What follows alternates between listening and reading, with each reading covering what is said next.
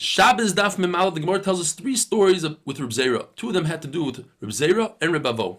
First one is Reb Zera saw Reb Avo swimming in his own private pool in the backyard. It was full of Chamei Tveria, which we said that you're allowed to use on Shabbos. He says, I'm not sure though if Reb Avo had his feet on the ground or he's floating. Floating the river would be Asr because of Chavesh Shel Shayatim, concerned that you might make a life preserver. But in your own backyard, if the Gemara says it has Gidudei, it has straight walls, which resemble a swimming pool, they're different than a river which goes in a gradual incline. So it's obvious that that's mutter. Or another pshat in Rashi, Gidudei, it has a lip, it looks like a swimming pool. It doesn't resemble a river. A different time, Reb Zera saw Reb Avo covering his privates.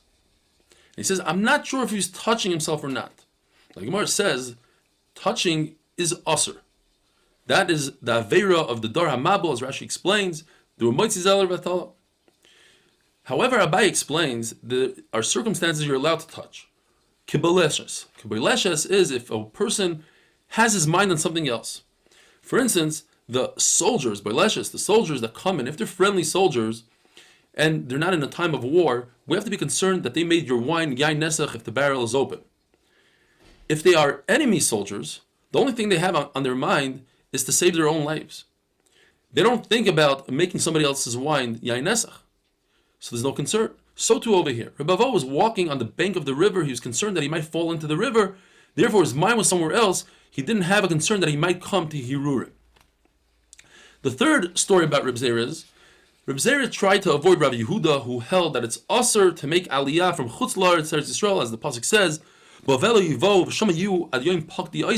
should remain in Chutz La'aretz until I redeem you. Reb Zera says, no, that pasuk is talking about Klei Shares. He was worried that if he bumps into Rav Yehuda would make a gzeira on him and say, you must stay here in Chutz La'aretz. But he said, let me hear one last Dvar Torah from Rav Yehuda, and he finds Rav Yehuda in the Beis HaMerchatz. Beis HaMerchatz, you're not allowed to talk and learning. So Rav Yehuda gave a speech in medicine, different good advice for one's body. And he started talking in Lashon Kodesh to show that when you're trying to say mundane things, you're allowed to talk in Lashon Kodesh, even in the Beis HaMerchatz. And he said, tells his Gabbai, get me my comb, get me my shampoo, my neser. And then he tells the guys, open up your mouths when you're in the Beis HaMerchatz and inhale the steam, because the steam will cause the bad sweat to leave the body. And this is the halacha that Rav Zera was very impressed with. Not a halacha, but advice. He said, if I came just for this, it was worth it. Drink from the dirty, he doesn't say dirty, but drink from the water of the merchatz. And what's the reason the Gemara says? It's similar to somebody trying to heat up an oven and he heats from the outside of the oven instead of from the inside as well. You want the benefits of the Beis HaMerchatz, you have to make sure that the body's hot from the inside, and you do so by drinking hot water. If you don't have hot water, drink from the merchatz itself. Other things that the Brisa says, that if you wash yourself with hot water, make sure that you rinse yourself off with cold, similar to iron. You cook it, you bake it in hot, and then you harden it in cold water. If you bathe yourself and you don't anoint yourself with oil, it's similar to a barrel that the water can't penetrate. You want the benefits of the merchatz, you need to let it penetrate with the oil. Different halachas about eating. If you eat and you don't drink, that's like losing blood, and that's where the intestinal disease starts from. If you eat and you don't walk 4 amos, then your food starts decaying in the body, and that's where a person gets bad breath from. If a person needs to go to relieve himself, needs to go to the bathroom, and he eats on a stomach like that, it's similar to trying to start a fire in an oven with ashes that already did their purpose. You don't put food on top of an oven. And this is the beginning of the cause of just bodily odor. Says the Mishnah, there's a vessel called a muliyar, and that is, it contains water in the outside, and you put coals on the outside. If one removed the coals, he did grufa. Therefore, this vessel is not adding any heat to the water. You're permitted to drink from this vessel on Shabbos. There's another vessel called antichi.